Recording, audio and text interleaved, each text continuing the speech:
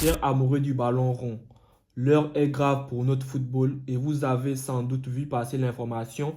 Comme moi, vous avez certainement eu du mal à digérer la nouvelle.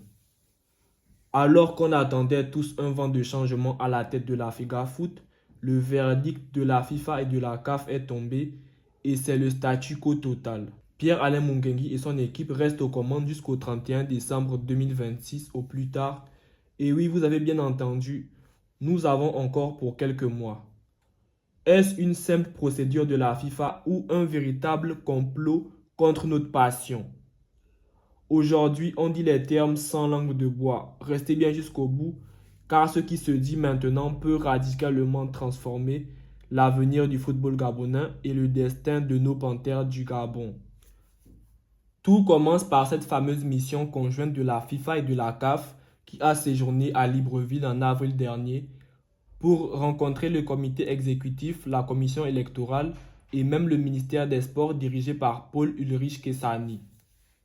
Le résultat de leur enquête est tombé comme un couperet sur le plan administratif, c'est le désordre total et pour la FIFA, la FEGAFOOT ainsi que ses membres comme les ligues et les clubs ne sont pas en règle avec les lois gabonaises puisqu'ils n'ont pas les agréments nécessaires. Alors, au lieu de lancer des élections dans le chaos, les instances internationales ont décidé de siffler la fin de la récréation, mais pas comme on l'espérait. Ils ont imposé un calendrier de régularisation administrative en donnant jusqu'en octobre 2026 à la fédération pour que tout le monde soit en règle avec le fameux guichet unique mis en place par l'État et en attendant, le bureau actuel reste en place car pour la FIFA, c'est une question de stabilité institutionnelle et de bonne gouvernance, même si pour nous les supporters, c'est une pilule amère. Il faut bien comprendre que cette situation n'est pas arrivée par hasard car depuis plus d'une décennie, plusieurs fédérations évoluent au Gabon sans conformité administrative complète,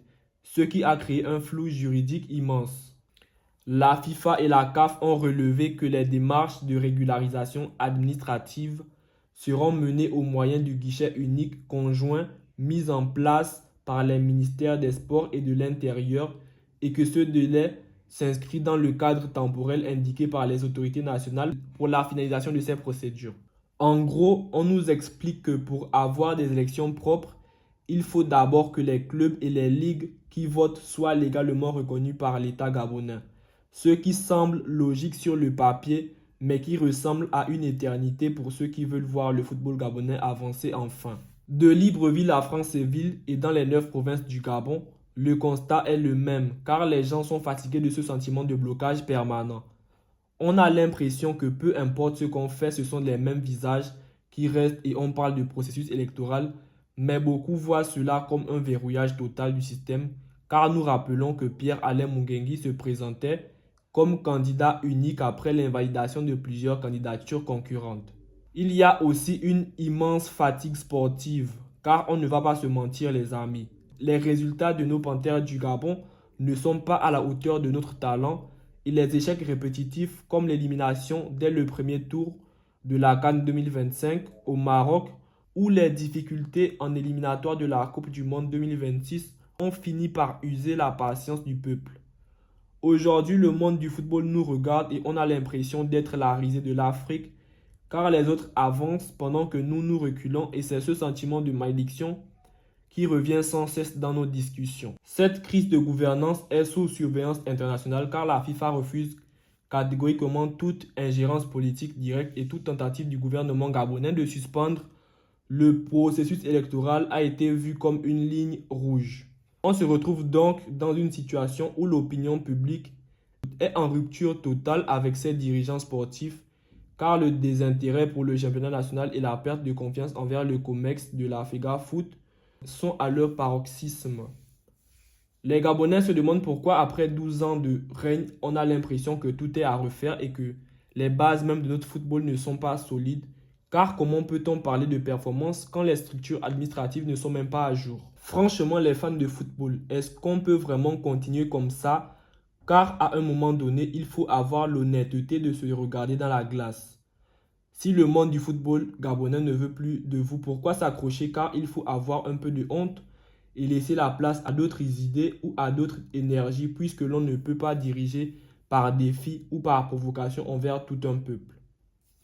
Moi, je me pose une question radicale. Et si on arrêtait tout simplement, car tout ça devient comme un défi et une moquerie qui ne disent pas leur nom. Nous savons que le gouvernement est capable de payer les sanctions financières de la FIFA, alors pourquoi ne pas prendre cette décision courageuse? En fait, c'est comme si le Gabon est sportivement maudit et condamné à l'échec, même si les victoires ne viennent pas d'un jour à l'autre, mais là quand même, c'en est de trop. Imaginez si le ministre des Sports et de la Jeunesse décidait de suspendre le football gabonais jusqu'au 31 décembre 2026. Car même si on était sanctionné par la FIFA et que l'on ne participait à aucune compétition internationale, au moins on profiterait de ces quelques mois pour faire de vraies réformes structurelles. On essaierait de réaménager nos stades, on formerait nos jeunes avec un vrai plan de développement et on repartirait avec une fédération propre et neuve en 2027, car mieux vaut reculer pour mieux sauter que de continuer à foncer dans le mur avec les mêmes personnes.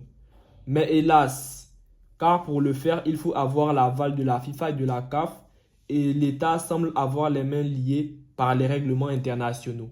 On est comme prisonnier d'un système qui protège ceux qui sont en place, ce qui est terriblement frustrant, car notre pays et notre passion restent entre leurs mains sans que l'on puisse agir directement sur ce cas. Pourquoi ce monsieur ne peut pas comprendre que les Gabonais ne veulent plus de lui à cette place, car à un moment donné, la dignité devrait l'emporter sur l'ambition personnelle. On a l'impression que le football gabonais est pris en otage par des calculs politiciens, alors qu'il mérite une gouvernance stable, des règles claires et surtout un ministère qui accompagne au lieu d'être en guerre permanente avec la Fédération gabonaise de football. Cette instabilité profite à qui exactement? Car ce n'est pas aux joueurs locaux qui ne jouent presque plus, ni aux supporters qui voient leur équipe nationale perdre de sa superbe. C'est un gâchis immense quand on pense au potentiel de notre jeunesse et au talent que nous avons partout dans le pays. On est donc condamné à attendre, mais cette attente ne doit pas être passive, car la pression populaire doit continuer. Et ce n'est pas parce que le mandat est prolongé qu'il faut arrêter de demander des comptes sur la gestion de l'argent du football ou sur la préparation technique de nos joueurs. La FIFA et la CAF indiquent qu'elles continuent d'évaluer la situation avant de se prononcer en temps utile sur les suites à donner au processus électoral, alors que nous aussi, nous devons juste rester vigilants.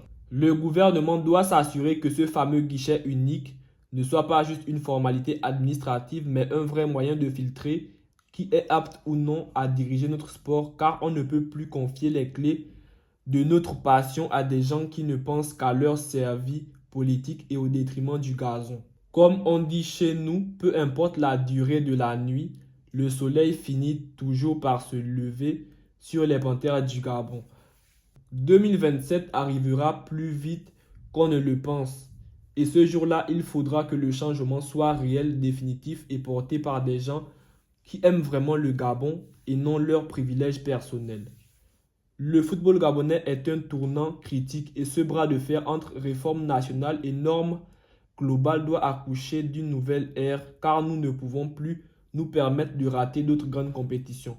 Nous méritons d'une fédération qui travaille pour le développement du football à la base et non une institution qui passe son temps à se justifier devant les instances internationales. C'est la fin de cette analyse. J'espère que vous l'appréciez autant que moi. Alors dites-moi en commentaire si vous êtes pour une suspension totale du football gabonais pour tout nettoyer et repartir à zéro, ou si vous préférez attendre sagement 2027 en espérant un miracle, car votre avis m'intéresse énormément et je lirai tous vos retours. N'oubliez pas de vous abonner, de liker, de commenter et on se voit très vite pour une nouvelle vidéo dédiée aux Panthères du Gabon, car le combat pour notre football continue. Ciao!